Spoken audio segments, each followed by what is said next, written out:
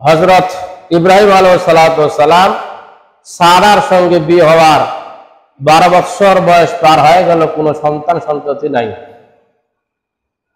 কয়েকবার হযরত ইব্রাহিম আলাইহিস সালাম সারাকে বলল, সারা 12 বছর বয়স পার হয়ে গেল, সন্তান সন্ততির মুখ দেখলাম না, তো অনুমতি দিলে আরেকটা বিয়ে করি। কয়েকবার প্রস্তাব দেওয়ার পর সারা এটা গ্রহণ করলো না। মেয়ে মানুষ তো, স্বামীর ঘরে আরো স্ত্রী আসবে বা সতীন হবে, আপনারা কি সতীন বলেন না, সতীন হবে, এটা কিন্তু সবাই চায় না। একদিন এক সময় সারা রাজি হয়ে গেল।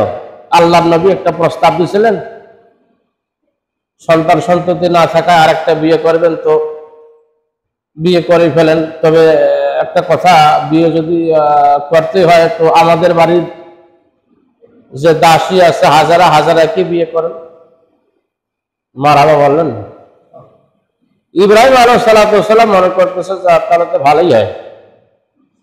সারার চিন্তা ভাবনা হলো, দাসী আমাদের বাড়িতে যেভাবে কাজ করে সারা সবই ভালো, আচার আচরণ সবকিছু ভালো, মেয়েটা ভালোই হবে।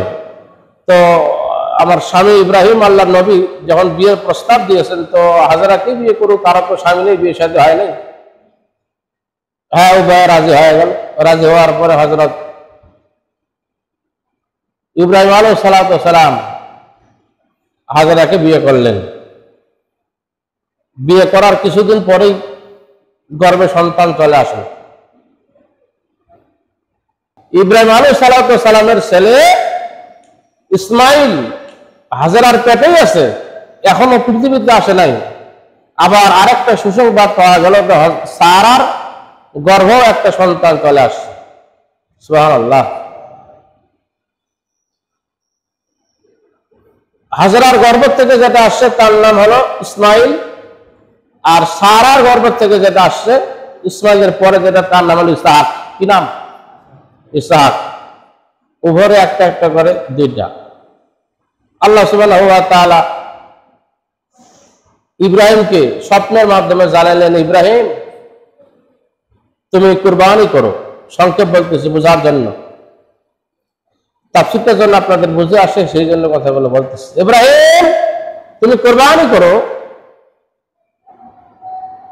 ইব্রাহিম আলাইহিস সালাম কুরবানি করলেন 100 তাজা তেজওয়াল উট। আবার কিছুদিন পরে স্বপ্নে দেখলেন ইব্রাহিম, আল্লাহ পাক তাকে বলতেছে, ইব্রাহিম তুমি যে কুরবানি করেছো, তোমার কুরবানি হয় নাই, তুমি আবার কুরবানি করো। আর 100 তাজা তেজওয়াল উট কুরবানি করলেন। এরপরও আবার স্বপ্নে আল্লাহ সুবহানাহু ওয়া তাআলা ইব্রাহিমকে বলতেছে, ইব্রাহিম তুমি কুরবানি করো, তবে সেই জিনিসটা কুরবানি করো যাকে তুমি সবচাইতে বেশি মহব্বত করো, মহব্বতের জিনিসটাই তুমি কুরবানি করো। সুবহানাল্লাহ। ঘুম ভেঙে যাওয়ার পরে সে যে সারার রুমে ছিল হযরত ইব্রাহিম, সারাকে বলল, সারা বারবার স্বপ্নে দেখি, 2 বার কুরবানি দিলাম, কুরবানি হয় নাই। তো এবার আল্লাহ পাক বললেন যে, ইব্রাহিম তোমার আদরের জিনিস, মহব্বতের জিনিস সবচেয়ে তুমি দেখি যাকে বেশি ভালোবাসো তাকে কুরবানি করো। তো বলো তো আমি কাকে কুরবানি করব? সারা বলতেছে, আল্লাহর নবী আপনি তো ইসমাইলকেই ভালোবাসেন। তো ইব্রাহিম বলতেছে, তাহলে ইসমাইলকেই কুরবানি করি। সারা বললো, হ্যাঁ ইসমাইলকেই করো, সৎ মা তো, সময় আর বেশিক্ষণ নিল না, ইসমাইলকেই কুরবানি করো।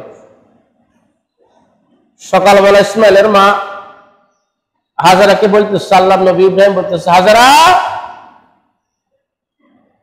ইসমাইলকে নতুন জামা কাপড় পরাইয়া দাও, বিশাল বড় মেহমানের বাড়িতে যাবো। সুবহানাল্লাহ।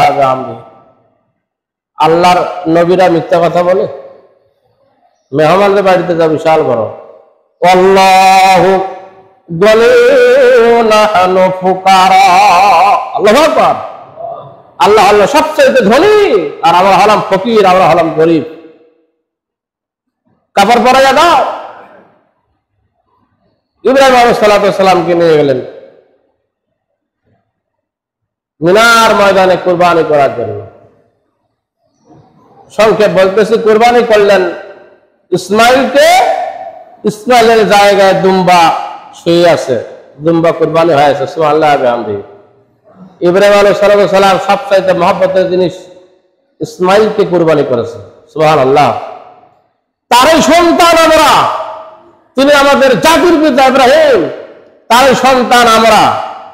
তার শিক্ষা নিয়ে এখনো এই জমিনে কুরবানি দেওয়ার মতো, নিজেকে কুরবানি হতে হবে এরকম প্রস্তুতি নেওয়ার মতো তার ছেলে সন্তানরা এই পৃথিবীতে আছে না নাই? আছে না নাই? আছে বলে আজকে রাজপথে তারা ইব্রাহিমের আদর্শিত হয়ে তারা জীবন দিতেছে। বারবার তাদের নামে মামলা হওয়া যাওয়ার পরও তারা ইসলাম থেকে, দিন থেকে এক চুল পরিমাণে সরে দাঁড়াচ্ছে না, ঠিক কিনা? ফাঁসির মঞ্চে ঝুলবে তা কিছুক্ষণ আগে তার কাছে চলে আসলো চিঠি যে আপনি যদি একটু ক্ষমা চান তাহলে আপনাকে হয়তো কিছুদিনের জন্য রক্ষা করা হবে বা আপনাকে ছেড়ে দেওয়া হবে। দিনের দায়ের ইসলাম প্রিয়রা, হযরত ইব্রাহিম আলাইহিস সালামের সন্তানেরা তারা কি বললো যে আমরা জীবন ভিক্ষা নিতে পারবো না, আমার জীবন যদি আল্লাহর রাহে চলে যায় আলহামদুলিল্লাহ। সুবহানাল্লাহ বলেন। সেই ইব্রাহিমের সন্তান এখনো আসে না নাই? এখনো আছে বলেই এই দুনিয়ায় টিকে আছে। যার কারণে আল্লাহ সুবহানাহু ওয়া তাআলা এখানে বলতেছেন ওয়ালিকুল্লি উম্মাতিন জাআলনা মানসাকাল লিয়াযকুরু ইসমাল্লাহু আলা মা রাযাকাহুম মিন বাহিমাতিল আনআম। আল্লাহু আকবার বলেন।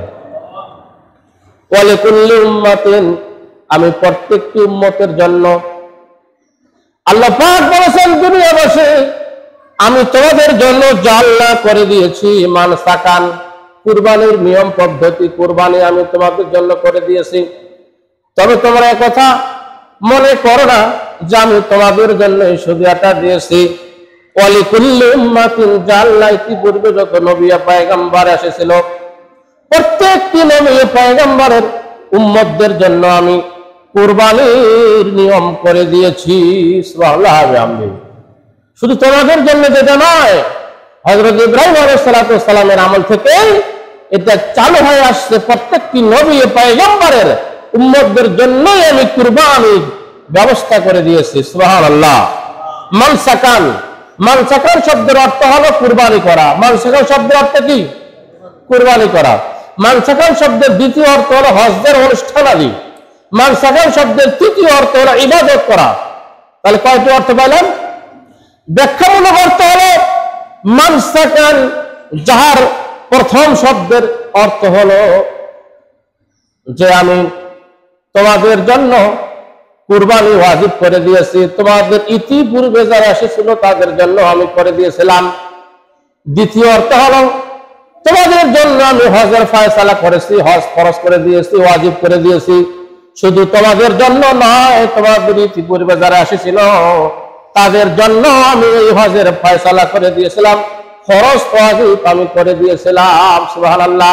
তৃতীয় মানসাকান অর্থের অর্থ হলো তোমাদের জন্য ইবাদতের যেই যেই অংশগুলো আমি ফরজ করে দিয়েছি, ওয়াজিব করে দিয়েছি, ইতিপূর্বে যত নবী পয়গম্বর এসেছিল তাদের উম্মতদের জন্য আমি সেগুলোকে ফরজ বা ওয়াজিব করে দিয়েছিলাম। সুবহানাল্লাহ।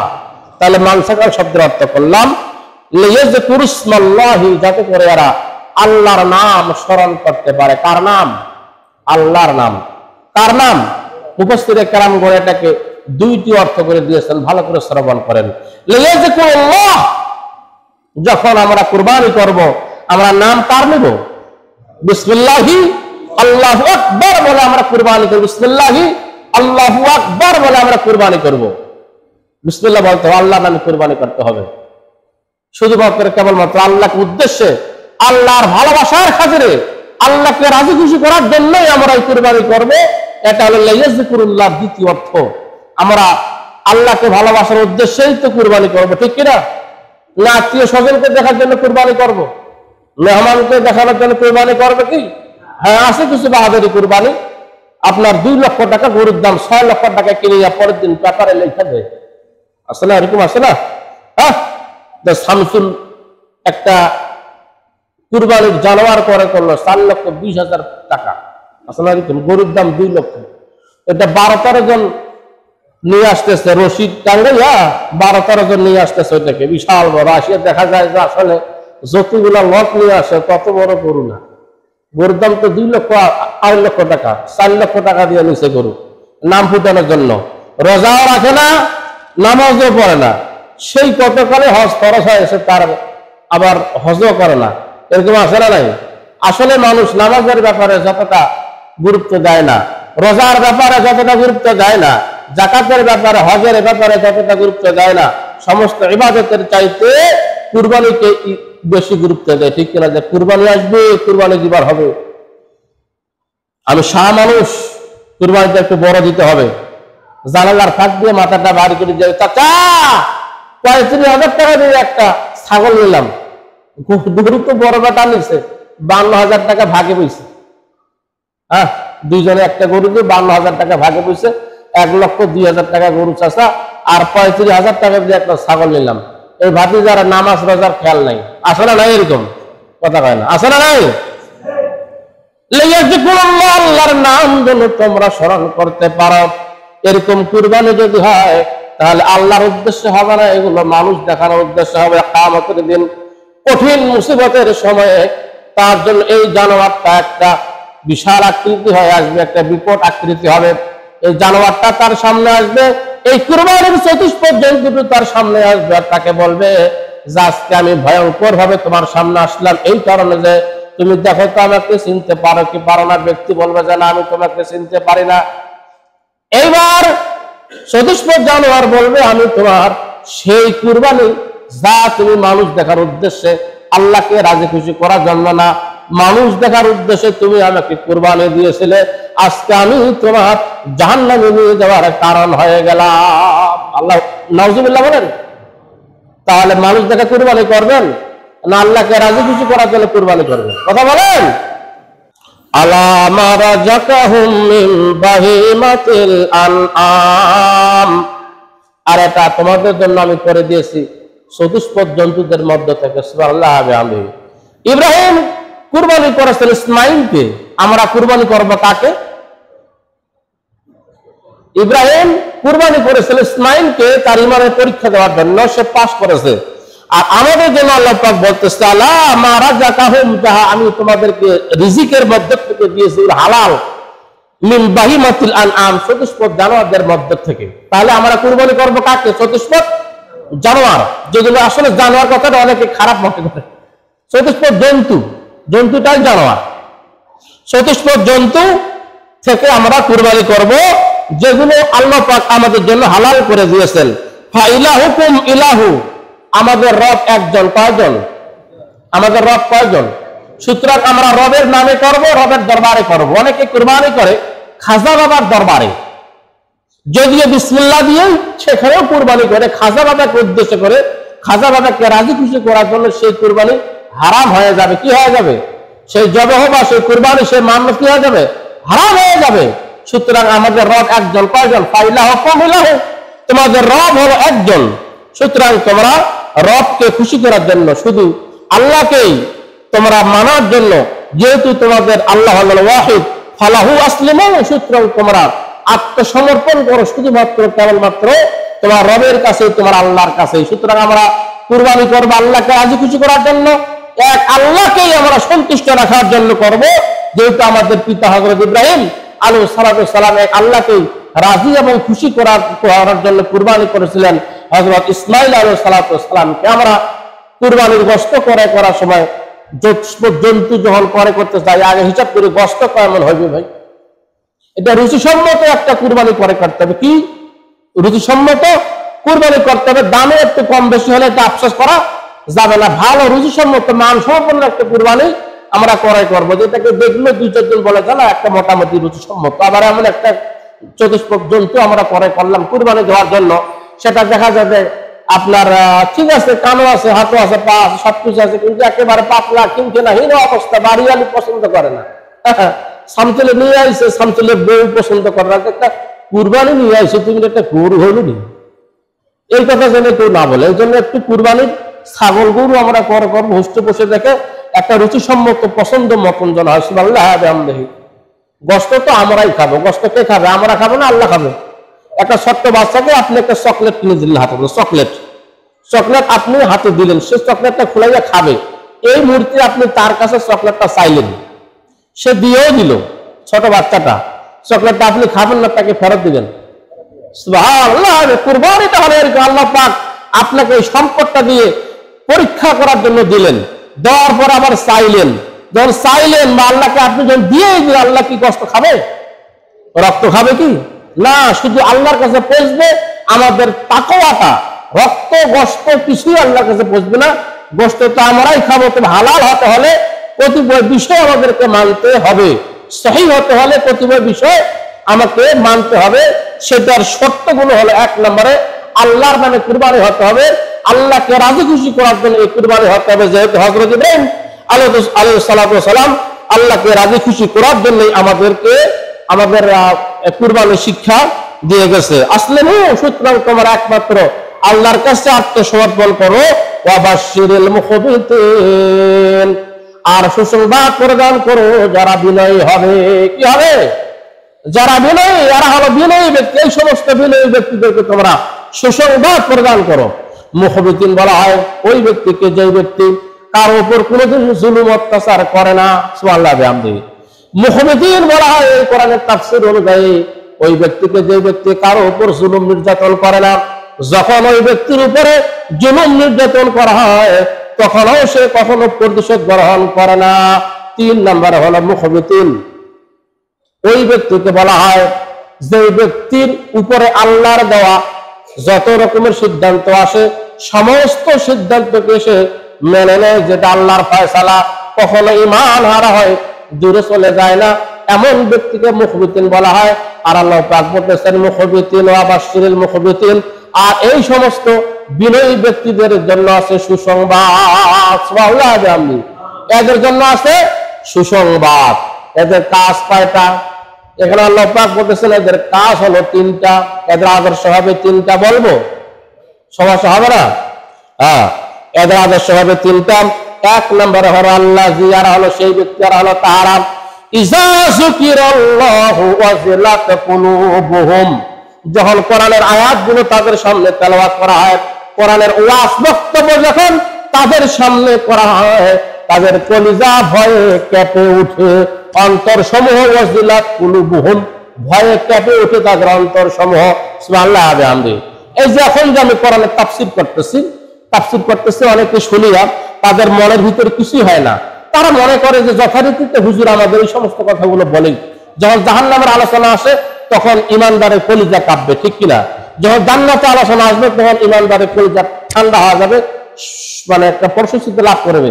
আর যখন কোন আমলের কথা আসে তখন বান্দার ভয়ে, এই কারণে ভয়ে তার কলিজা টুকটুক করে কাঁপবে, তার অন্তরসমূহ কাঁপবে। এই কারণে যে আল্লাহ পাক আমাকে এই আমলটা করার তৌফিক দান করো। আল্লাহ, এতদিন ধরে আমলটা করিলেও আজকে থেকে আমি আমলটা করার চেষ্টা করবো। সুবহানাল্লাহ বিহামদিহি। এই জন্য বলা হচ্ছে মুখবিতিন, তো তারাই ইমানদার, তো তারাই যারা কুলুবুহুম, যাদের অন্তর সমূহ ভয়ে কেঁপে উঠে কোরআনের আলোচনা শোনার পরে। সুবহানাল্লাহ বিহামদিহি।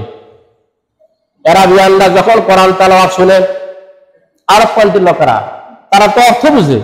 আমি যে দোকানে ছিলাম লিবিয়া অবস্থান করার সময়, আমার দোকানে যতক্ষণ খোলা থাকবে ততক্ষণ কোরআন তেলাওয়াত চলবে, প্রত্যেকটা দোকানে চলে। বাংলাদেশে এই সিস্টেমটা চালু নেই। বাংলাদেশে এই সিস্টেমটা চালু নেই। মসজিদে সাইদি সাহেবের ওয়াজ চলে, সাইদি সাহেবের ওয়াজ। হ্যাঁ, মসজিদে সাইদি সাহেবের ওয়াজ চলতেছে আজকে থেকে 3-4 বছর আগে। আরেক বুড়া দূর থেকে আসে, দাঁতে চলে না, হাঁটবার পারে না, বুড়া বাটা এখনো বাঁচিয়ে আছে অবশ্য। দূর থেকে আওয়াজ পছন্দ, মানে এটা বন্ধ করে দে। সাইদি সাহেব রাজাকার মানুষ, ওর ওয়াজ মসজিদে চলবে না, এটা বন্ধ করে দেওয়ার জন্য আইছে। সাইদি সাহেবের আওয়াজ শুনলে ওর মানে এমন একটা অবস্থা। সাইদি সাহেব কি কোরআনের কথা বলছে না তার বাবার কথা বলছে? কোরআনের কথা যারা শুনবে ওর কলিজা ক্যাপে ডুয়াজিলা কুলুবুহুম, আর এই জানোয়ারটার কলিজা কাঁপাতে দূরের কথা বাধা করে। কত রকমের বেয়াদব সমাজে বাস করে, আছে না?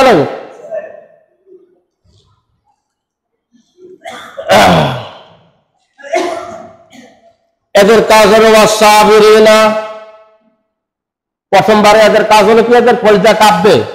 আর যাদের কলজা কাঁপবে না, এরা ইমানদার নয়, এরা মুখবিতীর নয়, এরা ধৈর্যশীল নয়, এরা ভদ্র নয়, এরা বিনয়ী নয়। কোরআনের উপরে এদের কোনো আগ্রহ নাই, ভালোবাসা নাই, ইসলামের উপরে কোনো আগ্রহ নাই, কোনো ভালোবাসা নাই। সঠিক দিনের ব্যাপারে হযরত ইব্রাহিম আলাইহিস সালামের আনিত ধর্ম বিধানের উপরে এরা রাজি খুশি নয়, ঠিক কিনা? যারা রাজি খুশি হবে এদের 1 নম্বর কাজ হলো এদের অন্তর কেঁপে উঠবে। 2 নম্বর কাজ হলো ওয়াসাবিরিন, এরা ধৈর্য ধারণ করবে। এটা কিসের ধৈর্য ধারণ? তাফসীর গুলো ভালো করে দেখবেন। সূরা হাস 34 নম্বর আয়াত, ওয়াসাবিরিনা, এরা হবে ধৈর্যশালী। এদের উপর মিথ্যা মামলা হবে, এদের বাড়ি ছাড়া হতে হবে, ঘর ছাড়া হতে হবে। এরা ঠিক মতো মসজিদেও আসতে পারবে না পুলিশের ভয়ে নামাজের জন্য। এরা ঠিক মতো বাজার ঘাটও যাইতে পারবে না, আত্মগোপন করবে। তাদের কাজ হবে একটাই, আল্লাহর জমিনে দ্বীন কায়েম করার জন্য এরা কাজ করেছে। এই জন্য তাদের উপরে মিথ্যা মামলা যাদের উপর হবে, এদের কাজ হবে ওয়াসাবিরিন, এরা ধৈর্য ধারণ করবে। তাই বলে দিন থেকে, ইসলাম থেকে দূরে সরে আসে অন্য দলে ঝোঁক দিবে না। সুবহানাল্লাহ বলেন। ওয়াসাবিরিন, এরা হবে কি? ধৈর্যশালী। এবার ভালো করে চিন্তা করেন, আপনি কোন থেকে আসেন? আলা মা সাবাহুম, যখন তাদের উপরে এই সমস্ত বিপদ আসবে। ওয়াল মুকিমিস সালাত, 3 নম্বর কাজ হলো ওয়াল মুকিমিস সালাত, এরা নামাজ প্রতিষ্ঠার আন্দোলন করবে। যে দলের মধ্যে নামাজ প্রতিষ্ঠার আন্দোলন আছে, খালি কুরবানি দিলে হবে না, দল করতে হবে, নামাজ প্রতিষ্ঠার দল। কুরবানি দাতার সংখ্যা জামাতের মধ্যে 120 জন বাড়ি, 58 বাড়ি কুরবানি দাতার সংখ্যা। ইসলামী আন্দোলন করে 6 জন, বাকিরা সবাই ইসলামের বিরুদ্ধে সাক্ষ্য দেয়। কথা কয় না? কথা কন ঠিক কিনা? তার মানে বোঝা গেল সাল খালি গরু খাওয়া কুরবানি হয়ে যায়। আল্লাহ পাক বলতেছেন তোমাদের কুরবানি লিল্লাহ হতে হবে, আল্লাহর ওয়াস্তে হতে হবে। জীবনের সর্বস্তরে তোমরা কুরবানি করবে। একই আয়াত, আয়াত আলাদা আলাদা নিচ্ছে না, একই আয়াতের তাফসীর, একই শব্দ। সূরা আল-হাস 34 নম্বর আয়াত। তাহলে এদের কাজ হবে কি? ওয়াল মুকিমিস সালাত, নামাজ প্রতিষ্ঠার আন্দোলন তারা করবে। যে দলের মধ্যে নামাজ প্রতিষ্ঠার আন্দোলন হবে সেই দল তারা করবে। এবার আপনারা বাঁচবেন কোন দলের মধ্যে নামাজ প্রতিষ্ঠার আন্দোলন আছে। আর কিছু কিছু লোক বলে মৌলবীর ঘরে খামাখা এই দল করে, খামাখা করি না, কোরআন পড়ি বলে এই দল করি। কোরআনের কথা শুনলে যখন করি যে কাঁদি, এই জন্য এই দল করি। এই জন্য বাকাদিকে মুখ ফেরানোর কিছু সুযোগ মুসলমানের থাকবে না। যে তুমি যাকে ইমানদার বলে আমরা দাবি করি, তাহলে এই কাজগুলো করার দরকার আছে না নাই? এই কাজগুলো করার মাধ্যমে দেখে দিতে চাই আমরা বিনয়ী, ইসলামের প্রতি আমরা আগ্রহশীল। হযরত ইব্রাহিম আলাইহিস সালামের আনিত দ্বীনের উপরে আমরা যত্নশীল এবং সেটাকে আমরা মেনে নিয়েছি। সুতরাং ওয়াল মুকিমিস সালাত, এদের 3 নম্বর কাজ হলো এরা মুকিমিস সালাত, নামাজ প্রতিষ্ঠার দল করবে।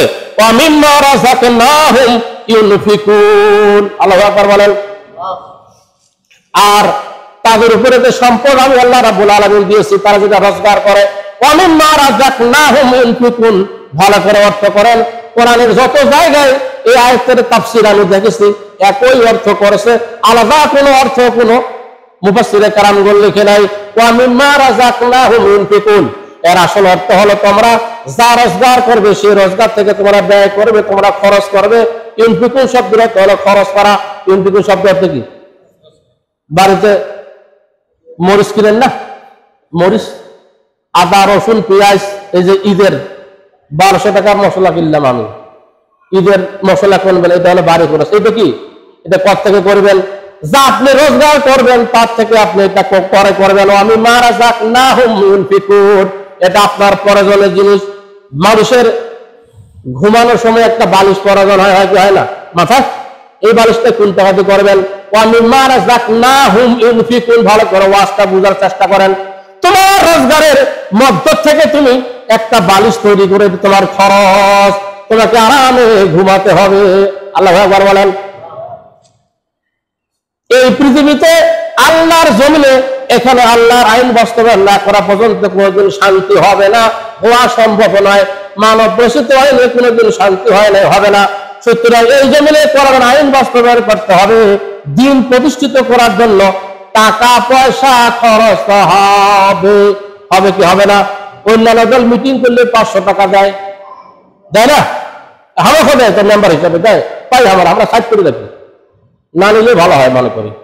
500 টাকা দেয়, কিন্তু দিন প্রতিষ্ঠার আন্দোলনে যারা মিটিং করে এরাই আবার টাকা দিতে হয়, হয়তো হয় না। মাসে মাসে এই আনতের একটা সিস্টেম আছে না নাই? মান করবেন না।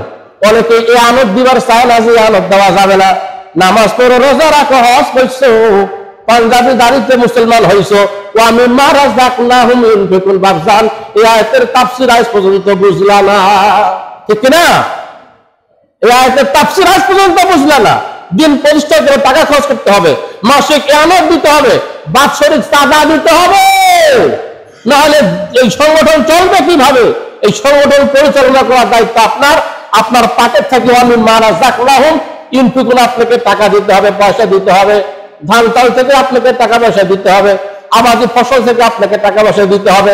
অনেকে এই কাজটা করতে চায় না, আর বলে যে সমাজে শান্তি যে কবে আসবে। তো টাকা বাইর হয় না, আবার শান্তির আশা করিস, কথা কয় না। যদি কারো বিরোধিতা মনে হয়, আপনারা আমাকে বলবেন যে হুজুর কি বললেন, ইসলামী আন্দোলনের জন্য টাকা পয়সা ব্যয় করতে হবে। রাজি আছেন তো আপনারা? কুরবানি দিতে রাজি আছেন? হ্যাঁ, সার কলা খাবেন, যে খাবো, টাকা লাগবে, রাজি না। সব কাজ করতে রাজি আছি, দিন প্রতিষ্ঠার কাজে টাকা দিতে রাজি নাই, যারা এরাই লেখা ফেলায়, ঠিক কিনা? আল্লাহ সুবহানাহু ওয়া তাআলা আমাদের সকলকে